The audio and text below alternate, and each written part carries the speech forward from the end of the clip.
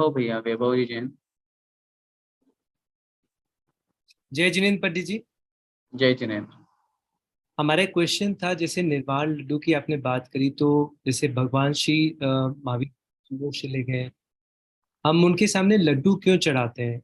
लड्डू तो भगवान तो मोक्ष चले गए, तो अपने यहाँ तो जैसे सारी चीजों का त्याग बताया गया है, तो लड्डू का सिग्निफिकेंस क्या है? हम शुगर का मतलब चीनी का लड्डू बना के लाते हैं, उसको ला के चढ़ाते हैं, तो वो ठीक है, क्वेश्चन। देखिए सबसे पहली बात तो भगवान तो मोक्ष चले गए हैं, तो भगवान तो मोक्ष जाने के बाद उससे भगवान का कोई कनेक्शन नहीं है कि लड्डू से कोई कनेक्शन है। ऐसे तो फिर द्रव्य तो और भी बहुत सारी हैं। आप नैवेद्य चढ़ा रहे हैं, पुष्प चढ़ा रहे हैं, अर्घ चढ़ा रहे हैं, फल चढ़ा रहे हैं, तो भगवान तो मोक्ष चले गए हैं, तो भगवान का तो उस द्रव्य से कोई लेना देना ही नहीं है। यहाँ जो लड्डू चढ़ाने की बात की जा रही है वो निर्वाण से संबंधित है, मोक्ष से संबंधित है। मोक्ष जब किसी को प्राप्त होता है तो उसमें खुशियां मनाई जाती है। हमारा जैन दर्शन का एक बहुत महत्वपूर्ण सिद्धांत समझिए, इसके पीछे लॉजिक समझिए। यहाँ पर किसी का मरण होता है दुनिया में तो उसे दुखी रूप में मनाया जाता है। मरण जिसका हो रहा है वो भी दुखी हो रहा है, और परिवार वाले, घर वाले, रिश्तेदार, नातेदार वो भी दुखी हो रहे हैं क्योंकि इष्ट का वियोग हो गया, क्योंकि मरण हुआ है। लेकिन एक बहुत महत्वपूर्ण सिद्धांत हमारे यहाँ पर संलेखना समाधि का है, और उससे भी कई गुना ऊपर उठते हैं जब अपन तब निर्वाण का सिद्धांत होता है। हम लोक व्यवहार में भी ऐसा नहीं बोलते कि भगवान महावीर स्वामी मर गए या मरण को प्राप्त हो गए, नहीं, निर्वाण हुआ। क्योंकि निर्वाण सामान्य प्रोसेस नहीं है, सामान्य चीज नहीं है। निर्वाण का मतलब होता है मोक्ष की प्राप्ति, और न केवल इस भव से अपितु अनेकों अनेकों अनादिकाल से जो वो आत्मा संसार में थी, वो अब हमेशा के लिए छूट चुकी है और शाश्वत सुख को वो प्राप्त कर रही है। तो जब कोई बहुत अच्छा दिन होता है, अच्छा पर्व होता है, अच्छी चीजें होती है, खुशी का दिन होता है, तो वो खुशी का दिन हम उस रूप में मनाते हैं। तो सबसे पहली बात तो निर्वाण का जो उत्सव है वो खुशी का महोत्सव है, और खुशी के माहौल में हमारे यहाँ लोक व्यवहार में लड्डू बांटे जाते हैं, लड्डू खिलाए जाते हैं, लड्डू खाए जाते हैं। लड्डू के पीछे भी रीजन है। लड्डू चारों तरफ से गोल होता है, सब ओर से गोल होता है, और गोल जो होता है वो संपूर्णता का प्रतीक कहलाता है। जैसे चंद्रमा गोल है, पूर्णिमा का प्रतीक है, पूर्णिमा का चंद्रमा वो पूर्णता का प्रतीक है। ऐसे ही वो लड्डू गोल है, वो पूर्णता का प्रतीक है। लेकिन चूंकि अभी यहाँ जो बात आई है कि सिद्ध शिला और उस रूप में, उस आकृति में बनाना, उसका एक सिंबल हमने बना दिया कि इस तरह से अगर अपन बनाएंगे तो एक प्रतीक मात्र है।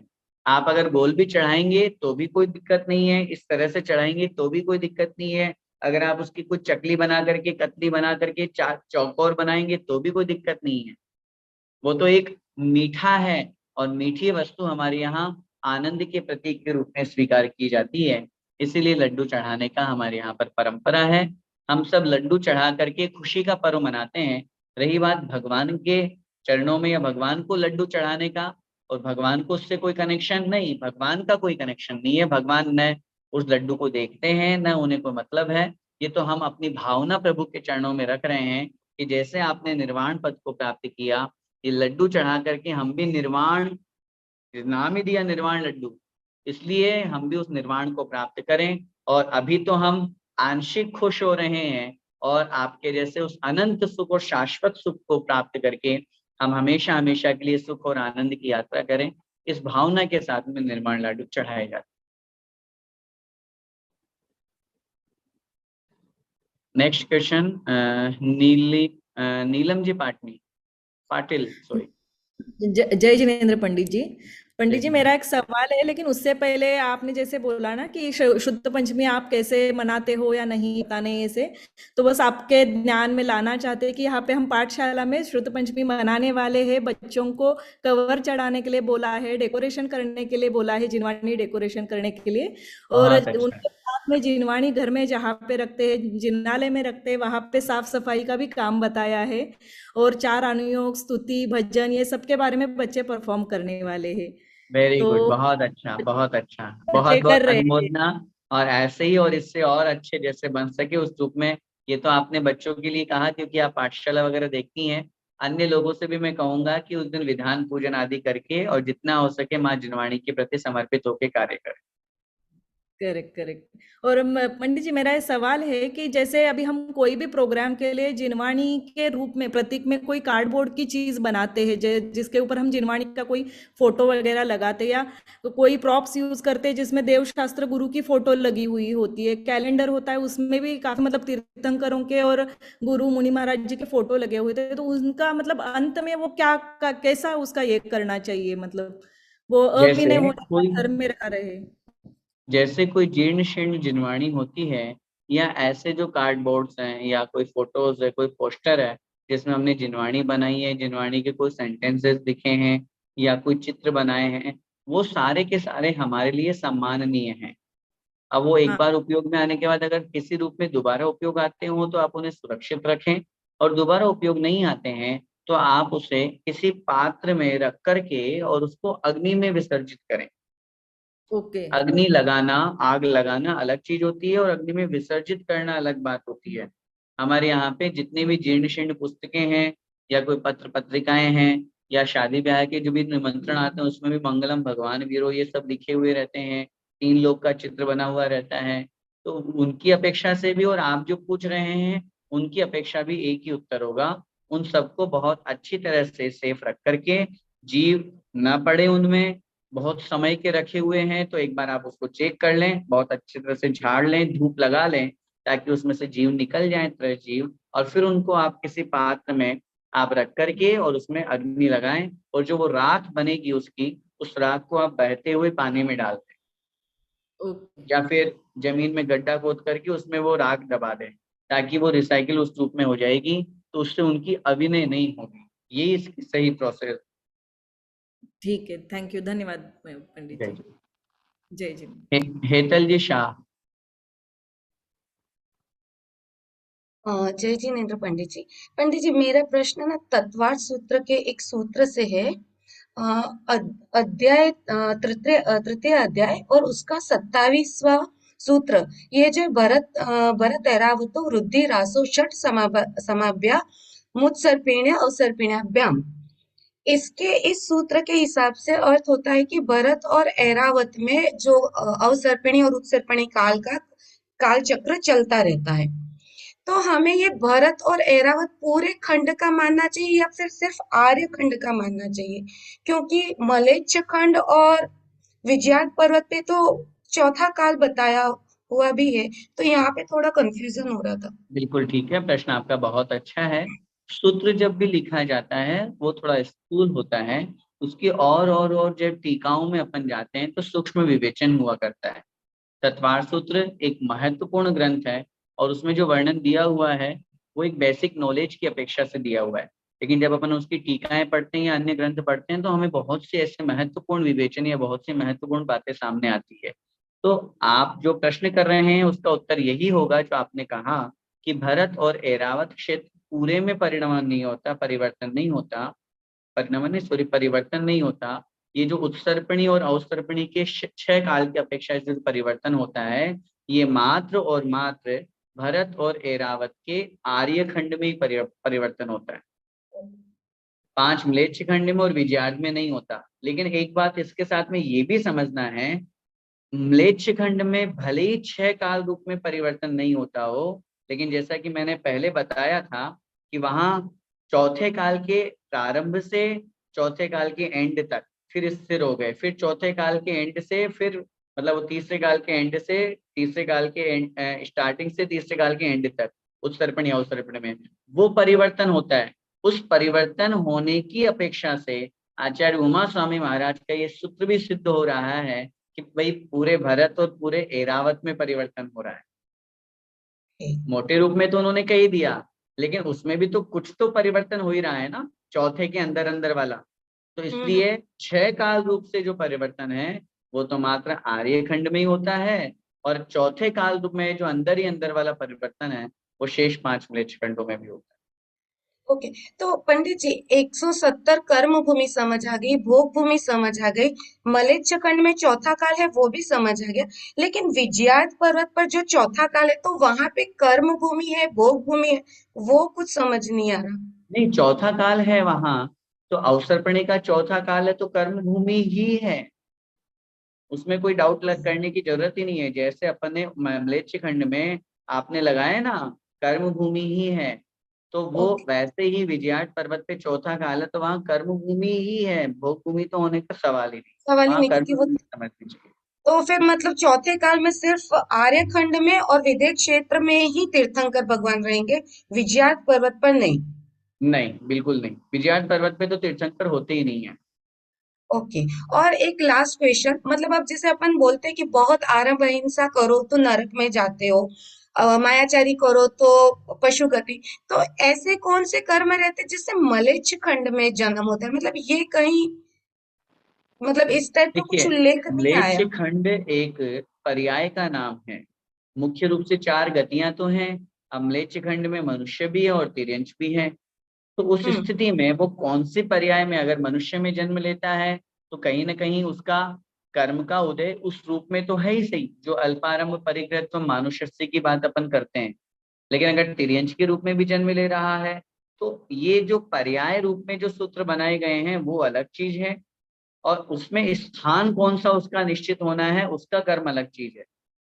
भरत क्षेत्र में होगा कि म्लेच्छ खंड में होगा कि विदेह क्षेत्र में होगा कि आर्य खंड में होगा कि भोग भूमि में होगा कि कर्म भूमि में होगा, ये उसके दान देने से, उसके अन्य जो और दूसरी क्रियाएं हैं उसके निमित्त से वो कर्म का उस रूप में उसको स्थान मिलता है। ये जो 4 मुख्य है, आयु, आयु अलग चीज है। आयु में तो उसको वो आयु मिलेगी, लेकिन स्थान कौन सा मिलेगा, स्थान उसका डिपेंड करता है उसके परिणामों पे। आचार्यों ने लिखा, जैसे परिणाम उसके होते हैं उस अनुसार उसको वो स्थान मिलता है। जैसे किसी का परिणाम बहुत अच्छा है, दान देने के भाव हैं, तो दान देने में वो मनुष्य में तो पैदा होगा, लेकिन मनुष्यों में भी कर्म भूमि में पैदा होगा। आत्म कल्याण जहाँ हो सकता है वहां पैदा होगा। किसी का दान देने का भाव नहीं है तो मनुष्यों में तो पैदा हो जाएगा, लेकिन कंजूस पैदा होगा, अमीर पैदा नहीं होगा। अमीर भी पैदा हो जाएगा तो ऐसा अमीर बनेगा कि दान देने का भाव ही नहीं आएगा, करोड़ों रुपए होने के बावजूद भी।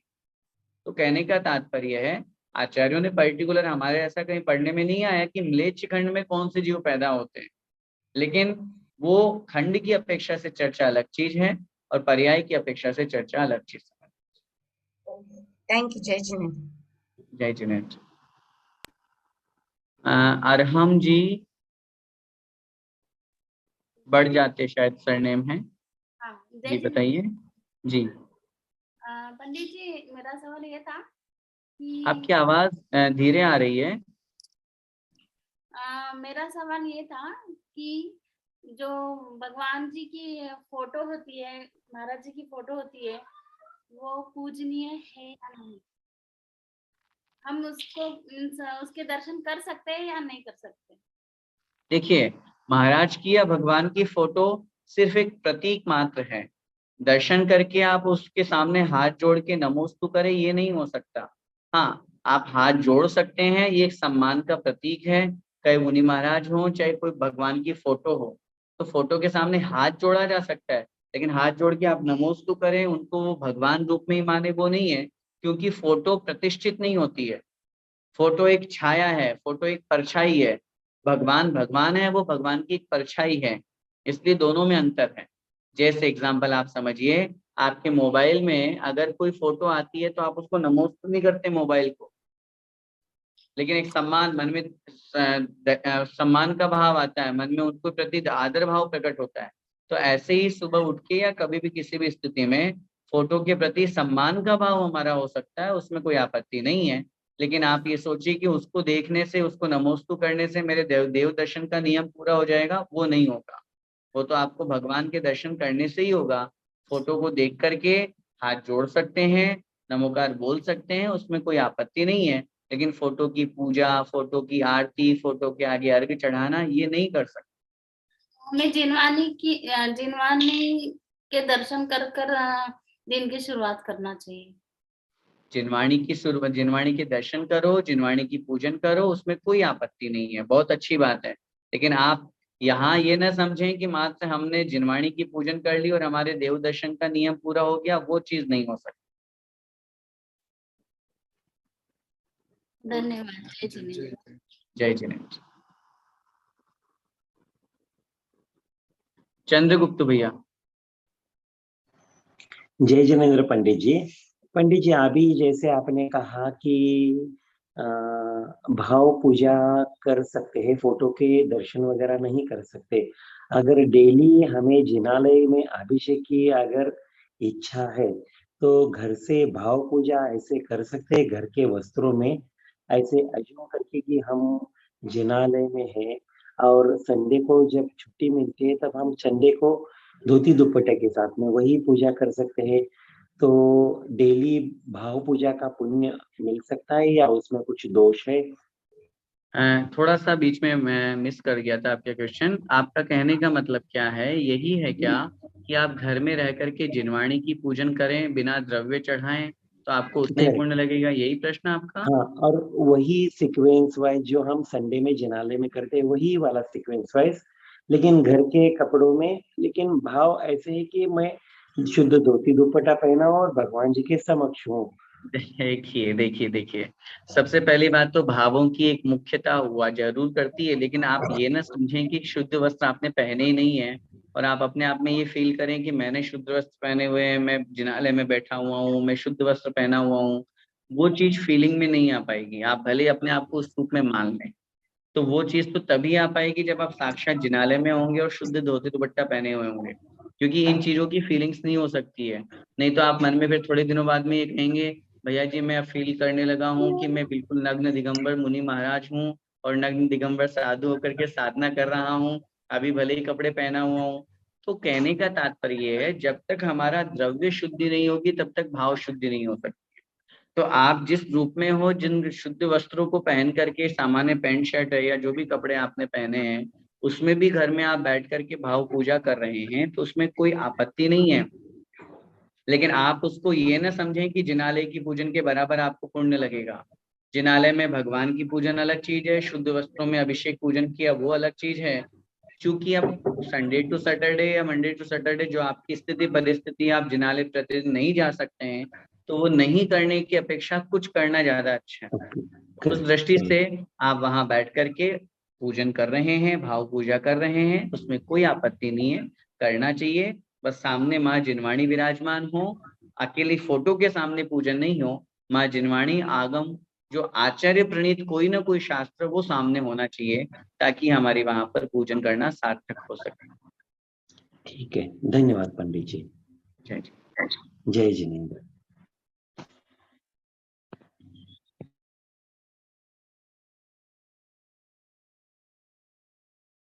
बस बस आज के लिए इतना ही। हाँ विकास भैया। तो भैया जी एक जस्ट जाते जाते, सिंस आप पर्व के बारे में बता ही रहे थे तो मेरे जस्ट ज़हन में आया कि भैया जी अपन अनंत चतुर्दशी के ही दिन एक पूरा साल में 2 बार अभिषेक करने का सौभाग्य मिलता है। सिर्फ एक ही दिन है जहां एक मतलब पूरे दिन में 2 बार करने का है। तो ये सिर्फ हम मानते हैं कि वो पर्व बहुत बड़ा पर्व है अनंत चतुर्दशी, बट ऐसा क्यों नहीं कि बाकी भी पर्व है, दिवाली भी पर्व है, तो उससे उस दिन क्यों नहीं होता है ये मतलब 2 बार जो देखिए, अभिषेक करने का सौभाग्य? पहली बात तो 2 बार अभिषेक करने का जो सौभाग्य अनंत चतुर्दशी को प्राप्त होता है, ये हमारे किन्हीं भी शास्त्रों में नहीं लिखा हुआ है कि अनंत चतुर्दशी को 2 बार अभिषेक कीजिए। ये जो दोबारा अभिषेक, जो शाम के समय हम जो अभिषेक किया करते हैं, सायकाल के समय श्री जी की माल लगा करके, श्री जी की डाक बोल करके, वो अभिषेक की परंपरा एक सामाजिक परंपरा है। आपके यहाँ पर अनंत चतुर्दशी को ये प्रोसेस होती है। हम अनेक स्थानों पर जाते हैं, हम देखते हैं कि बहुत से स्थानों पर अनंत चतुर्दशी को भी होती है और प्रतिपदा क्षमा वाणी के एकम के दिन भी होती है। यही प्रोसेस शाम के समय वहां भी अभिषेक होता है। तो कहने का मेरा तात्पर्य है, अनंत चतुर्दशी बहुत बड़ा पर्व है, शाश्वत पर्व है, तो वो तो अपनी जगह है ही सही। लेकिन शाम के समय जो अभिषेक करने की परंपरा हमारे समाज में लगभग सब जगह है, वो एक सामाजिक परंपरा है। आगम में शास्त्रों में कहीं पर भी उसका कोई उल्लेख नहीं है कि शाम के समय हमें अभिषेक करना चाहिए या इस तरह से करना चाहिए। ये तो अपन लोगों ने एक भावना बना ली कि भैया अनंत चतुर्दशी है, उपवास रहेगा 99% लोगों का, तो भाई क्या करेंगे, आराम से चलो शाम के समय और भगवान की भक्ति स्तुति पूजन में अपना समय व्यतीत करें। डाक इसलिए होने लगी ताकि इस निमित्त से चलो सामने वाले का सम्मान हो जाएगा मंदिर में कुछ इनकम हो जाएगी तो मंदिर की व्यवस्था चलेगी। ये सारी की सारी जो परिपाटी बनी है ये एक सामाजिक परंपरा के रूप में है। आप पूछ रहे हैं किसी अन्य पर्व में ऐसा क्यों नहीं होता है? हम समाज के 5 लोग मिलकर के मीटिंग में बात रखें और सब लोग कहें कि हम हर पर्व के दिन शाम के समय ऐसा अनुष्ठान करना चाहते हैं, कीजिए, कोई आपत्ति नहीं है। रात्रि होने से पहले पहले हम कोई भी भगवान का पूजन, अभिषेक, क्रियाएं खूब आराम से कर सकते हैं। मैं कह रहा हूँ 2 बार नहीं 3 बार कीजिए, समय बदल करके कीजिए, अधिक लोगों को इकट्ठा करके कीजिए, दीपावली पे भी कीजिए। अब आप दीपावली पे करोगे तो लोग कहेंगे भैया हमें तो घर से ही फुर्सत नहीं मिलती, शाम के समय आप कहाँ दीपावली पे अभिषेक करने की बात कर रहे हो। तो ये चूंकि एक सामाजिक परंपरा बनाई गई लोगों के द्वारा है, तो जहां जहां समाज किसी बात को एक्सेप्ट कर लेता है वो काम हो जाता है, जहाँ नहीं कर पाता तो नहीं हो पाता। पर्व है, पर्व को आप जितने अधिक हर्ष और उल्लास के साथ में, भक्ति और स्तुति, श्रद्धा भक्ति के साथ में मनाओगे उतना ज्यादा अच्छा है। वही बात अपने को यहाँ समझना। ठीक है, बहुत बहुत धन्यवाद भैया जी, बहुत बहुत।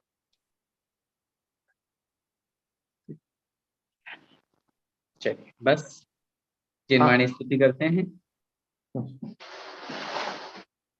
जावाणी के ज्ञान ते सूझे लोकालोक, सोवाणी मस्तक नमो सदा देती हूँ लोक।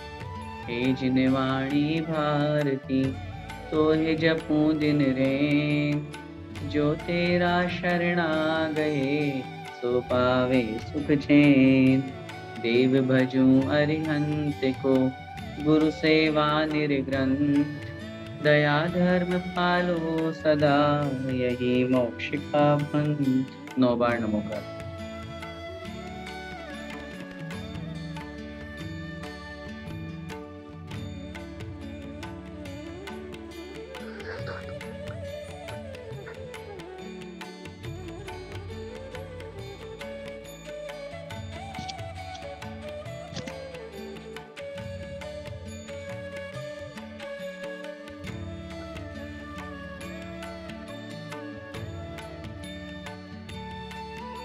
द्वादशांग में जिनवाणी माता की जय जय जय जय जय। शिरोमणि आचार्य भगवान श्री विद्यासागर जी महाराज की जय। जय पूज्य गुरुदेव निर्यापक श्रमण मुनि पुंगव श्री सुधा सागर जी महाराज की जय। जय समस्त महामुनिराजों की जय। जय जय सभी को जय जिनेन्द्र।